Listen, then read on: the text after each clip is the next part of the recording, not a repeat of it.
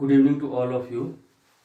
Yesterday we discussed about this Indus Valley civilization, and I discussed so many reasons regarding the extinction of this civilization. One of them was Aryan's invasion theory. But let me tell you that this Aryan's invasion theory, the recent research have completely refuted it, because no any evidence regarding the war or any tool which makes eligible to the thing that no, Aryans fought with these in the people of Indus Valley civilization and they got completely killed by them. So this thing is completely, you can say, null and void nowadays. The second theory, that is called the immigration of Aryans, Aryans immigration. So these Aryans, from where they came, it depends which historian you are referring to. For instance, there is a very famous person whose name is James Prinsep. Okay, James Prinsep. He told about these Aryans that they immigrated to India from Europe. There is another person whose name is Bal Gangadhar Tilak. Bal Gangadhar Tilak told that the Aryans came to India from where? From North Pole. North Pole. Why Bal Gangadhar Tilak said this? Because in the scriptures which I will be discussing, like the Vedas, these 6 months nights and 6 months days are given, and it is only possible in the North Pole. By the way, it is also possible in South Pole, but I think in South Pole the people are comparatively less as compared to North Pole. That's why. So Bal Gangadhar Tilak told that these Aryans migrated to India from the North Pole. You take the perspective of Swami Dayanand. Swami Dayanand told that the Aryans came to India from Tibet region. You can also take the argument put forward by some of the nationalist historians. One among them is Dr. Kala from Kashmir. Dr. Kala from Kashmir, and all the people or all the historians who belong to this nationalist group, they believe that the Aryans did not come to India from anywhere. They were already living in India. And they put forward so many evidences, like the kind of climatic situation has been discussed within the Vedas, the kind of geography, environment, rivers, Punjab region, whatever have been discussed, they are very much related with the India itself. That's why we are not ready to give the credit of the Aryans to any other country. You can also take the example of a religious scripture called Avesta of Iran. There are some words, those are very much correlated. Those are given in our Vedas, like the word called actually in this language in Iran, this Avesta, they replace ha with sa. So if it is Hindu, they will call it Sindhu. So there is a word called Hepta Hindu, that is equivalent to the Sapt Sindhu, and Hindu is already Sindhu. So they are saying, the people who believe in this category, they are saying that these Aryans migrated from Iran, as they have this kind of a relationship or the linguistic relationship with the Irani scripture called Avesta, with our Vedas. But the most authenticated one, the most accepted version of the Aryans immigration theory is related to no one else but an historian called Max Muller. And he told that the Aryans came to India from Central Asia. So this Central Asian version of Aryans immigration theory nowadays is the most accepted one. So they come to India once the people of Indus Valley civilization got extincted, and they started occupying the places which were being occupied by the people of IBC by and large. The information about these Aryans which we get more and less is dependent upon the Vedas, and because of this kind of connectivity we call that era as a Vedic era, and the time period is 1500 BC to 600 BC. By the way, it can further be divided in two parts. The one is early Vedic period and the later Vedic period. So as I have told you that the information related to this particular age is based upon the Vedas, that's why we call it Vedic age. Therefore, I will be discussing what are these Vedas and what kind of things are given within these Vedas, how they are significant in transforming the human life, and how they are impacting almost every angle of human existence. So, as far as the Vedas are concerned, the four Vedas are there: Rig Veda, Yajur Veda, Sam Veda and Athar Veda. So, the codification of Rig Veda happens, you can say, in the very starting of the 1500 BCE. And once the compilation of the Rig Veda, as Rig Veda is the oldest Veda, after that the rest of the Vedas were composed.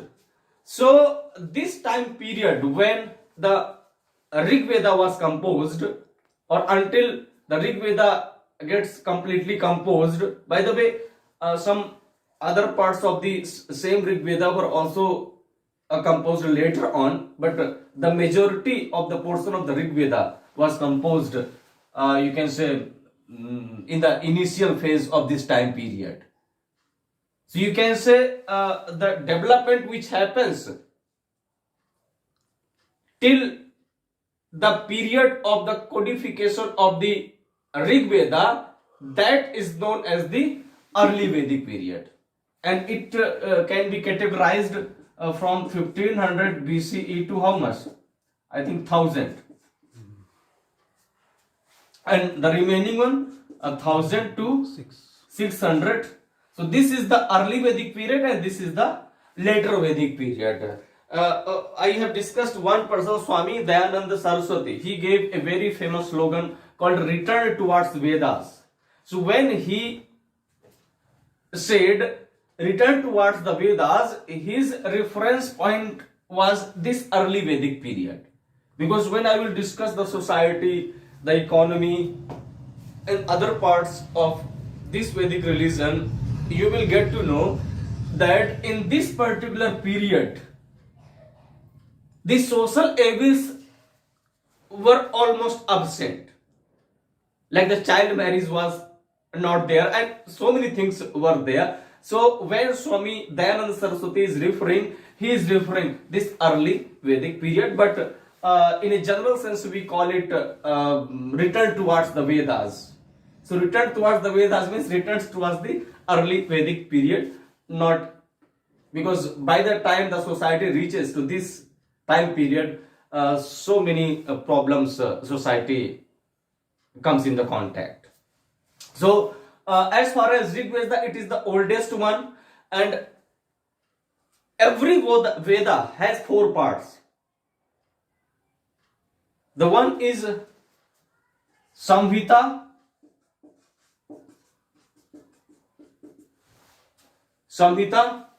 Brahmana. Okay, the Brahmana is not denotifying to any particular individual, like Dr. Manohar Pandey, or he is not personifying any person. That is a different Brahmana. Samhita, Brahmana, Arandika, actually the spelling is somewhat Aranyak, Y-A-K, Aranyak or Aranika. So Samhita, Brahmaka, Aranika, and the last one is the Upanishad. So these are the 4 parts of the Vedas. Almost every Veda is categorized in these 4 parts. One Veda which lacks in terms of Arandaka. Which one is that Veda which does not have any Arandaka? Okay, you think over it. Alright, so the Vedas can be divided in 4 parts.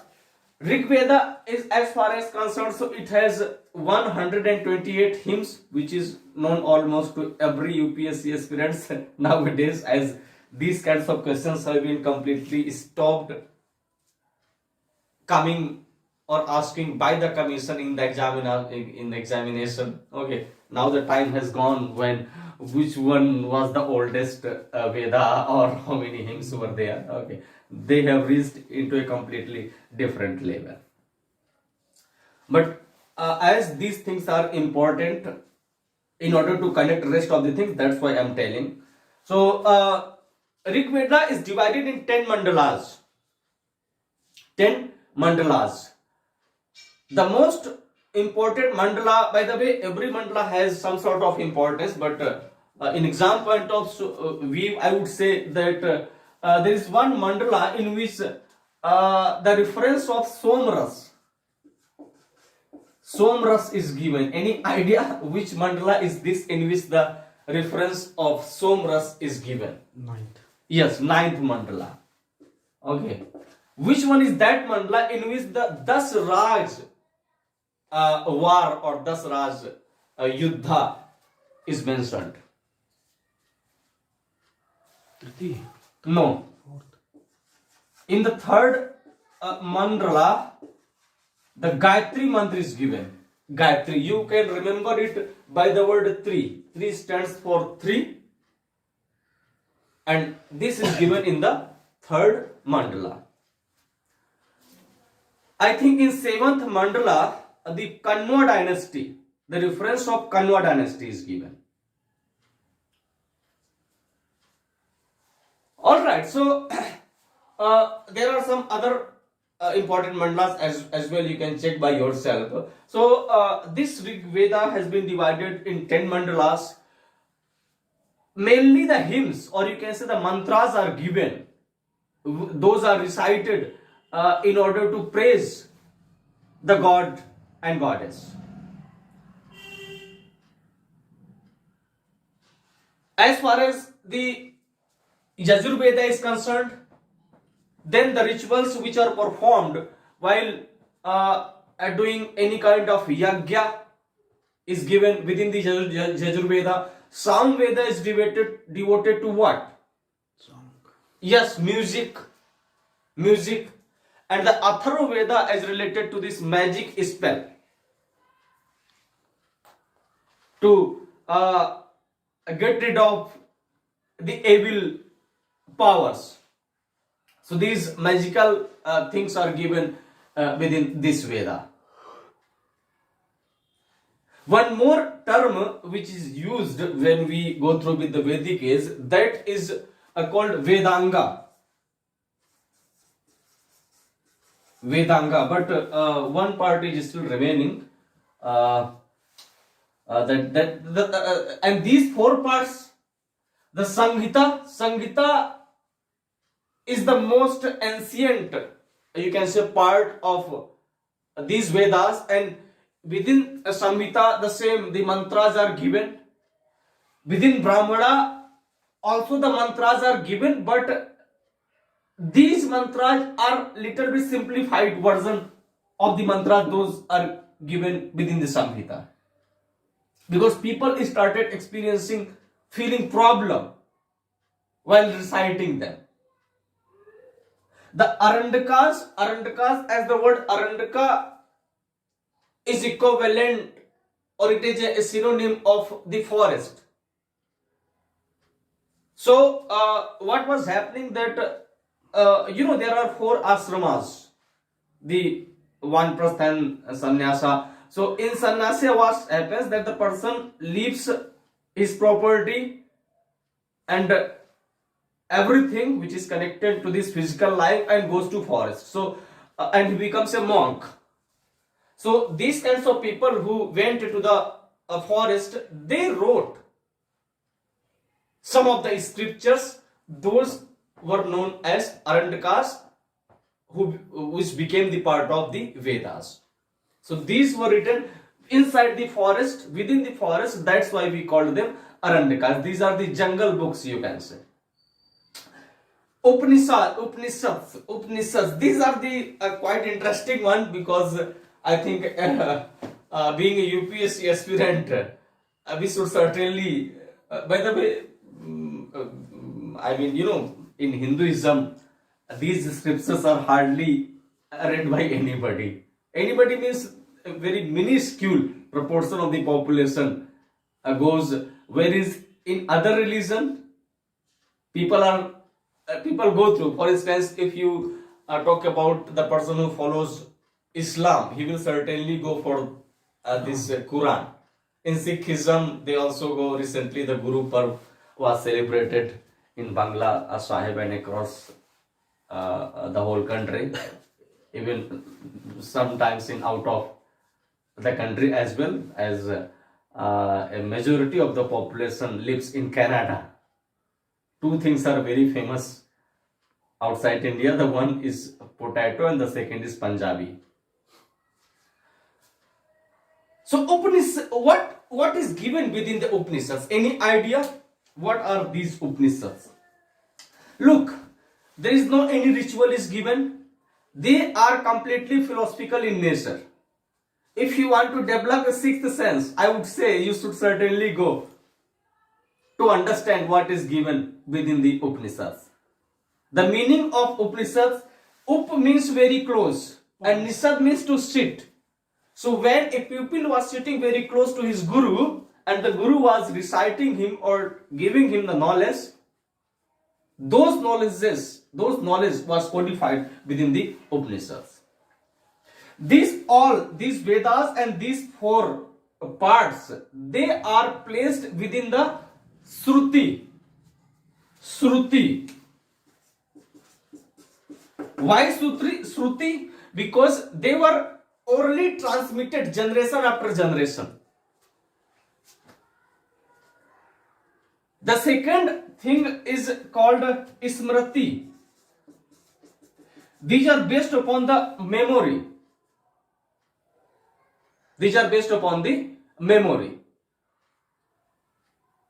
So this Shruti and Smriti, these four parts and this Veda, they are the part of the Shruti. As far as the Smriti is concerned, so within Smriti you can place the things like Mahabharata, Ramayana,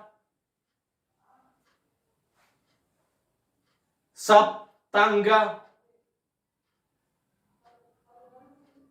and many other things. You can say other than these things, these Shrutis sometimes they change according to time, but these things they never get changes. Whatever knowledge the human acquires in his life, that knowledge can be divided in two perspectives. I should have told this thing in my introduction of the class, but I am trying to connect it. The one knowledge which you learn through your experience. The people who are living in stone age, they got to know, oh, tiger is a dangerous animal. How they learned it? Because they came in the contact of the tiger. We should not jump into the river, otherwise we may drown into it. The caste system, it was invented by us only. Or you should write, you should walk on the left side of the road. By the way, when you go to USA, you have to change the whole idea. Because in the vehicle, instead of left, they place the steering on the right side. Or whatever it is just opposite to India. What I want to tell you, that this knowledge keeps on changing time to time. It depends upon the time. The another knowledge is which never changes. And why it never changes? Because this knowledge was not created by the human being.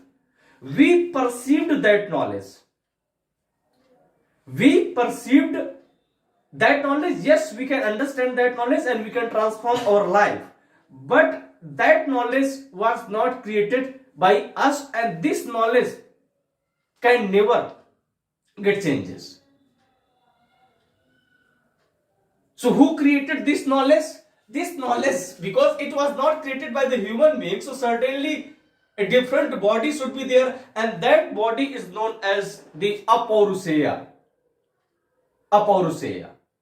So these Vedas are the Apauruseya, recited by a god, and later on they were codified by a person called Dwaypayan.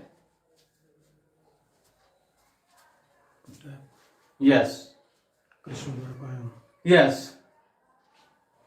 So I want to make you understand that the one knowledge which is created by the human being and the another knowledge which was not created by the human being, we only perceived that knowledge. So who created that knowledge? That knowledge was created by the god, or you can say that knowledge was not created by human being. That was Apauruseya, and the things which are the part of that Apauruseya knowledge, they are the Vedas. Later on they were codified, so that's it. Okay, because if you are writing the book on Manmohan Singh, so it does not mean the things related to Manmohan Singh you created. Manmohan Singh created the things or whatever he did in his life, you only wrote them in your language. So the knowledge has already been given by a different body, and it was codified later on. So these were the four parts of the Vedas. And yes, Vedanga. Vedangas are important to understand what? To understand whatever I have told you. I mean, if you want to understand in a very well and in a very easy manner, you need to understand the Vedanga. And these Vedangas are not the part of a Shruti. They are the part of the Smriti. They are the part of the Smriti. Vedangas are written in the form of the Sutras. And there are 6 Sutras. 6 Sutras. Some of them like the Shiksha.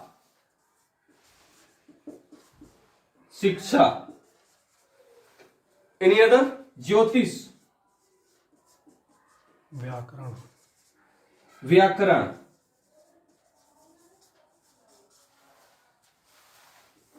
Kalp. Chand. And the last one is Nirukta. By the way, this kalpa can further be divided in two parts, the Kalpa Sutra or Grah Sutra. Okay. So, these are the Vedangas. I'm telling you again, the Vedangas are the things which enables you to understand the Vedas and their four parts. They help you in reciting these Vedas and their four parts. You can comprehend them in a much better sense if you are going through the Vedangas first. These are the supporting text, you can say, to understand the Vedas and their four parts.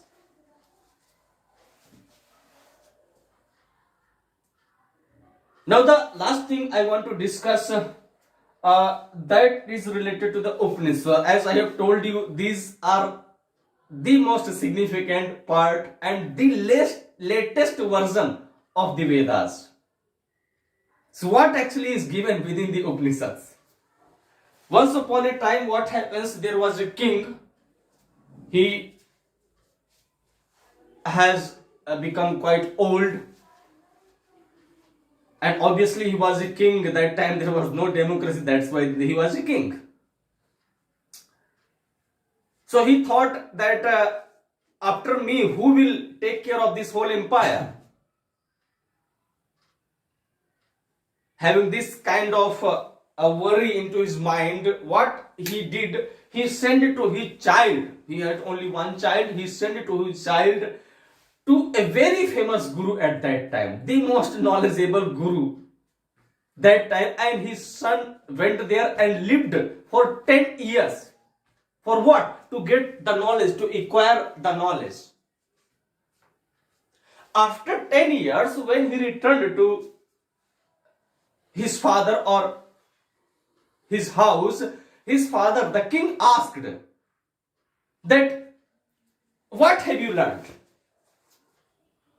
You spend 10 years of your life in Mukherjee Nagar, okay, not in Mukherjee Nagar, in forest. What have you learned?